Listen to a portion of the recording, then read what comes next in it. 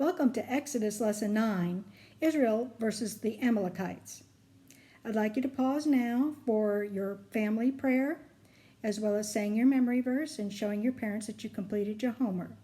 You will need your pronunciation guide and your map. I'll leave the words for you to pronounce this week up on the screen while we're paused. All right, pause now.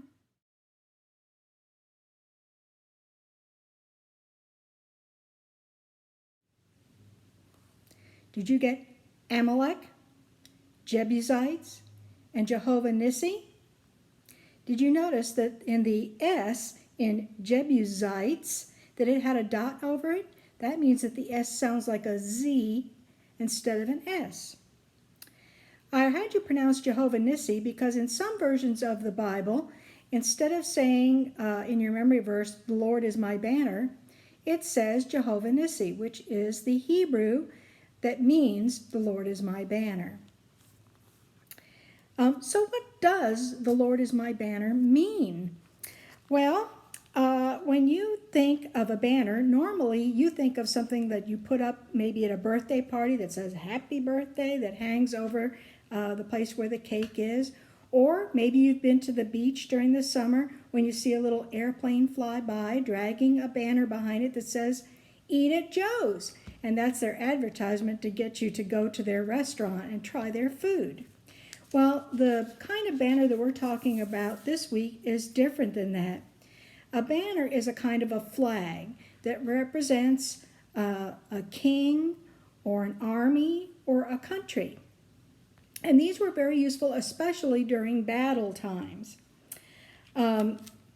Here, like in the U.S., in the 1890s through the early 1900s, we had the U.S. cavalry here in the United States, and each cavalry unit had its own little flag. And inside of that, sometimes they would have their own little squad flags. And I'd like to show you on the side of the screen some actual battle flags from the U.S. cavalry during that period. Now, what happened was when the bugler would blow a command on the bugle, like charge, for example, the soldiers needed to know where to go.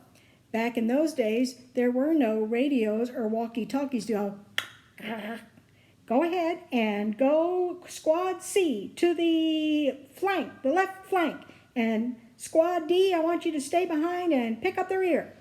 Well, they couldn't tell them that, so that the way they did that was they had a soldier in each company or squad go and carry the flag ahead of their troops to show them where to go and what to do. And this man was very important to the success of a battle. As a matter of fact, he was so important to leading the troops that the enemy would often see the man that was carrying the flag and try to kill him first so that the flag would fall to the ground and there would be confusion because the army would not know where to go. And so each man that did this, it was a very dangerous job and an honored job. And so if he did fall from being wounded or killed, another soldier was to grab up the flag as quickly as he could and hold it up high so that the rest of the troop could see that. It was very important that each soldier in the army pay special attention to the flag.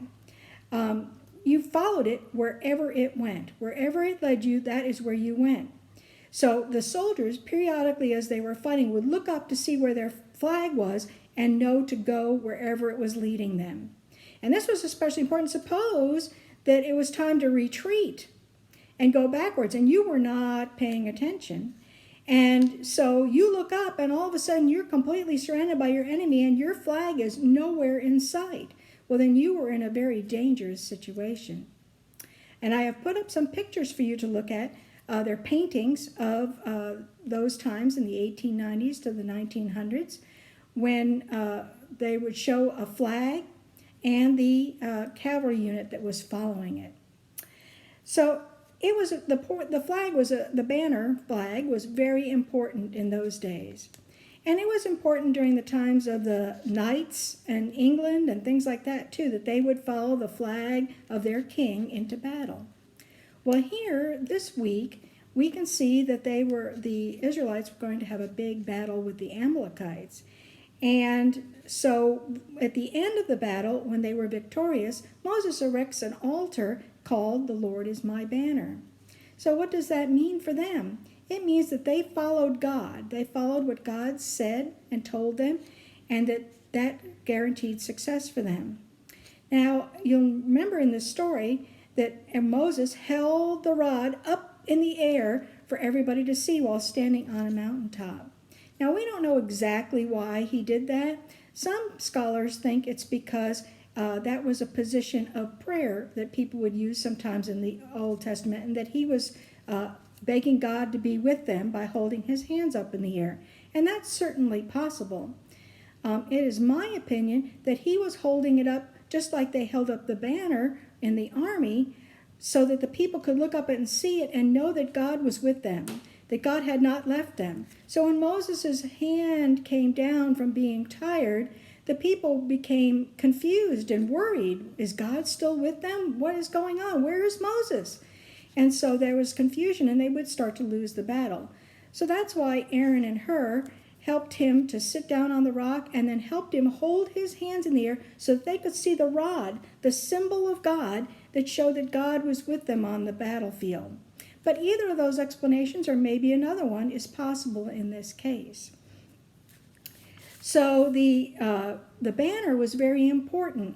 This is the only place in the Bible where it mentions God's name as being "The Lord is my banner." As you will see from the ancestry chart that I handed out for you to fill out later during discovery time, Moses and Amalek are related. That is, the Israelites and the Amalekites are related to each other in a distant way. The Amalekites are descended from Esau, whose name was also called Edom, and the Israelites were descended from Jacob. So they had in common the ancestors of Isaac and Abraham. Now, this does not explain at all why the Amalekites were the way they were. We don't know why they were so worried about the Israelites. Maybe they were worried that their land would be taken over. But we don't know. But we do know that they were not fair fighters. In Deuteronomy 25:17 through 19, it says in the Bible that the Amalekites started attacking the people of God by trying to go around the back and killing off the weak and the feeble ones that were sort of trailing behind. So just like a lion might attack a herd of gazelles by trying to pick off the young ones and the weak ones that were at the back of the herd, in the same way the Amalekites were trying to kill off the weak first in the back of the huge number of people that were traveling with Israel. And this was not a fair way to fight. But God instructs Moses to get the people together, and Moses chooses out Joshua to lead his chosen men in a fair fight against Amalek out on the battlefield. And this is when Moses held up the rod for them to see, so that they would win the battle by the end of the day. So where is Edom? You'll notice that in Friday's questions it says that it is to the south. Well, here, let's look at our map. Down here is where Rephidim is. Rephidim is the place where the Israelites are when the Amalekites attack them.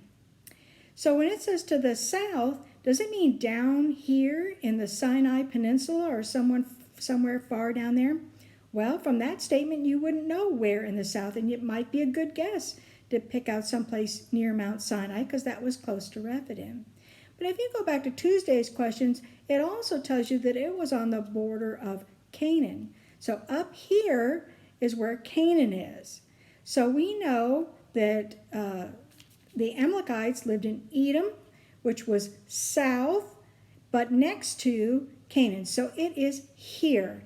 And you can see accurately on the map that this is where they have put Edom, and you can put that on your map during discovery time too. Now, this goes to show us that you can't take just one verse out of the Bible and figure out something. You have to take sometimes multiple verses together to figure something out. If we just knew that it was next to Canaan, then we might have chosen anywhere around the land of Canaan.